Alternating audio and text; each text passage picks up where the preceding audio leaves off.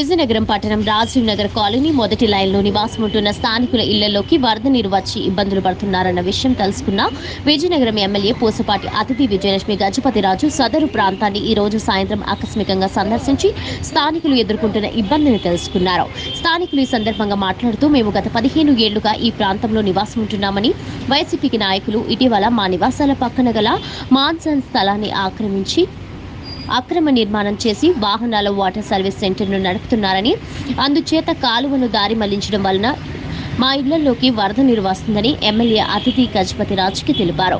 గత 2 రోజులుగా పడుతున్న చిన్నపాటి వర్షాలకి ఇటువంటి పరిస్థితి ఉంటే రాబోయే వర్షాకాలంలో మేము ఇళ్లలో నివసించలేని దారుణ పరిస్థితి ఉంటుందని స్థానికులు ఆవేదన వ్యక్తం చేశారు.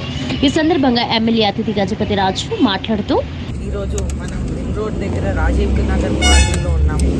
అయితే ఇక్కడ చూస్తుంటే లాస్ట్ 3-4 డేస్ నుంచి వర్షాలు పడుతూ ఉన్నాయి. అయితే ఇది మామూలు మాన్సూన్ రెయిన్స్ అన్నమాట. ఎవ్రీ ఇయర్ మామూలు మాన్సూన్ రెయిన్స్ వస్తున్నాయి. అది మామూలు మాన్సూన్ రెయిన్కి ఇక్కడ మొత్తం ఇల్లులన్నీ ఫ్లడ్ అయిపోతున్నాయి. అయితే ఇది మళ్ళీ మన ఎమ్మెల్యే గారు, మన ఎక్స్ ఎమ్మెల్యే గారు వీరభద్రస్వామి గారు చేసిన పనులు. అయితే ఇక్కడ అక్రమ కట్టడాలు చేయటం వలన అక్కడ కాలువ కూడా బ్లాక్ చేసి మళ్ళీ ఆ వాటర్ అంతా వెనకాతలకు వచ్చేసి వాళ్ళ ఇల్లులంతా నిండిపోతున్నాయి. ఇక్కడ వీళ్ళందరూ 14-15 సంవత్సరాల నుంచి ఇక్కడ ఉన్నారు. ఎప్పుడు ఈ ప్రాబ్లం రాలేదు. ఈ గోడ కట్టినప్పటి నుంచే ఈ ప్రాబ్లం వస్తుందని వాళ్ళు చెప్తా ఉన్నారు. అయితే వాళ్ళ ఇల్లులు అన్నీ ఫ్లడ్ అయిపోయి లోపల వాళ్ళ సామాన్లన్నీ పాడైపోవటం, ఫ్రిడ్జ్ అవనియండి, మంచం అవనియండి, ఏదైనా సరే మొత్తం అంతా పాడైపోతుంది. అయితే ఆయన అక్రమాల్లో పట్టభద్రుడు అని మళ్ళీ నిరూపించుకున్నాడు. ఈరోజు ఇప్పుడు చూసిన విషయంలో కూడా మనకు తెలిసిపోతుంది. అయితే ఈ విధంగా మనం రోజుకొకటి కాకుండా పొద్దున ఒకటి సాయంత్రం ఒకటి దొరుకుతున్నట్లుంది. మరి ఇంకా ఎన్ని అక్రమాలు చేశారో మనకి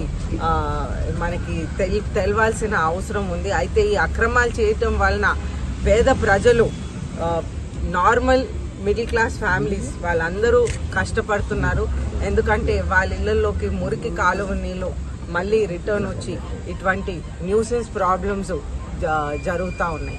అయితే మీరు వాళ్ళని కూడా అడిగి తెలుసుకుంటే బాగుంటుందేమో. ఒకసారి వాళ్ళని కూడా అడిగి తెలుసుకుంటాం. మీరు ఎవరైనా ఇంతకు ముందు కాలు ఇటు ఉంది సార్, ఉండేటప్పుడు మాకు ఎలాంటి ప్రాబ్లం లేదు సార్. ఇప్పుడు ఆక్యుపై చేసి గోడ కట్టి ఆ టిన్ను కాలువని ఇటు పెట్టారు సార్. పెట్టిన దగ్గర నుంచి వర్షాలు పడితే మాత్రం మాకు ఇంట్లోకి అటు నుంచి కూడా కాణాల్లోంచి వాటర్ వచ్చి ఏకంగా ఇళ్ళ లోపలికి వెళ్ళిపోతుంది సార్. మామూలుగా రావట్లేదు. మెయిన్ ప్రాబ్లం ఏంటంటే ఆ కాలువ, పెద్ద కాలువ నీరు ఇంట్లోకి వచ్చేస్తుంది సార్. ఇటు పెట్టడాన్నే వచ్చేస్తుంది సార్. ముందులాగా మాకు కాలువ పెడితే రాదేమో మేము అనుకుంటున్నాం సార్. ముందైతే మాకు ఎలాంటి ప్రాబ్లం ఉండేది కాదు. ఆ కాలువ పెట్టేటప్పుడు మాకు ఇటు పెట్టింది పైగా ఆ కాలువ మీద పెద్ద పెద్ద దిమ్మలు వాళ్ళు ఏంటంటే వాటర్ సర్వీసింగ్ కదా సార్.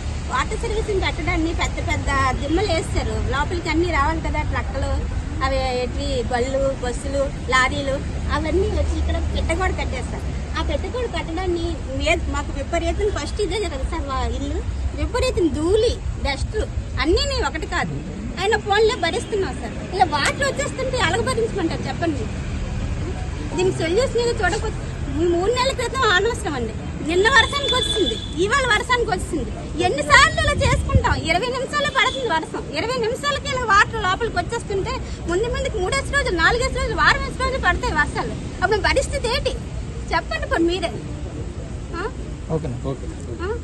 మా బాధ అర్థం చేసుకోండి.